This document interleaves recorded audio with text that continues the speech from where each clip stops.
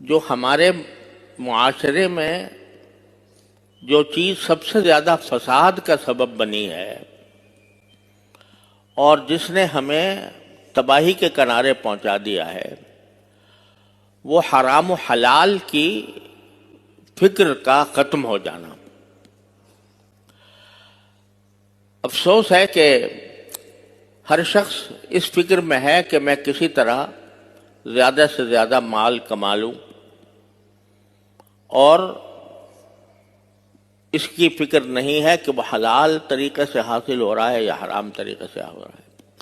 رشوت کا بازار گرم ہے، سود کا بازار گرم ہے، ناجائز معاملات ہو رہے ہیں۔ یہ سارے کچھ ہمارے معاشرے کے اندر پھیلی ہوئی ہے یہ وبا، اور اسی کا نتیجہ ہم بھگت رہے ہیں۔ لیکن بعض چیزیں ایسی ہیں کہ جن کی طرف ہماری توجہ ہی نہیں ہے، اس کو ہم ناجائز اور حرام سمجھتے ہی نہیں، اور اس میں اچھے خاصے دیندار، نماز پڑھنے والے، تہجد گزار، صف اول کے پابند وہ لوگ بھی داخل ہیں کہ اس پہلو کی طرف ان کی نگاہ ہی نہیں جاتی کہ ہم کس طرح اپنے رزق میں حلال کے ساتھ ہم حرام کی آمیزش کر رہے ہیں۔ عام طور سے یہ لوگ سمجھتے ہیں بھئی ہم تو مزدوری کرتے ہیں، محنت کرتے ہیں، کماتے ہیں، کھاتے ہیں، اور نمازیں بھی پڑھتے ہیں، روزے بھی رکھتے ہیں، یہ سارے کام کر رہے ہیں، لیکن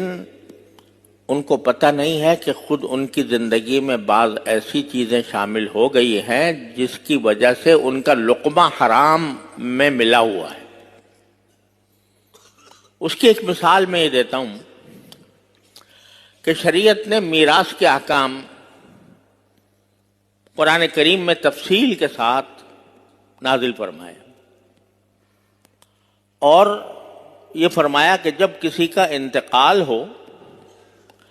تو اس وقت میں سب سے پہلا کام یہ ہونا چاہیے کہ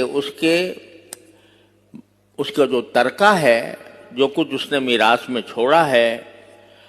وہ نقدی ہو، وہ سونا ہو، وہ جائیداد ہو، کوئی مکان ہو، کوئی زمین ہو، وہ شرعی قاعدے کے مطابق آپس میں تقسیم کر لو۔ اگر وہ تقسیم نہیں کی اور کوئی ایک فرد اس کے اوپر قابض رہا، تو جس شخص نے اس پر قبضہ کیا ہے وہ اس کے مال میں حرام شامل ہو گیا۔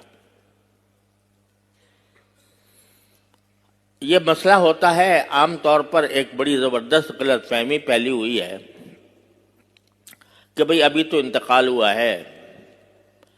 ابھی ایک دم سے ہم حصے بکھرے کرنا شروع کر دیں، بٹوارہ کرنے لگیں، یہ ہمیں اچھا نہیں لگتا کہ ابھی تو دنیا سے جانے والے کا کفن بھی میلا نہیں ہوا، اور ابھی ہم اس کی جائیداد کا بٹوارہ شروع کر دیں۔ اس کو بہت برا سمجھا جاتا ہے، معیوب سمجھا جاتا ہے۔ حالانکہ شریعت کا حکم یہ ہے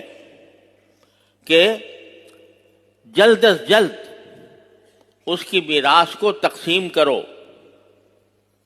جس کا جو حصہ بنتا ہے اس کو وہ حصہ دو۔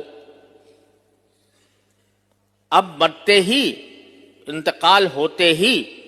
اس کے تمام املاک وہ اس کے وارثوں کا حق بن گئے، اب اس کی ملکیت نہیں رہی، وارث اس کے مالک بن گئے۔ اب اگر اس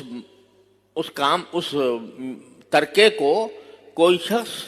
دوسرے وارثوں کی اجازت کے بغیر استعمال کرتا ہے، وہ حرام کر رہا ہے۔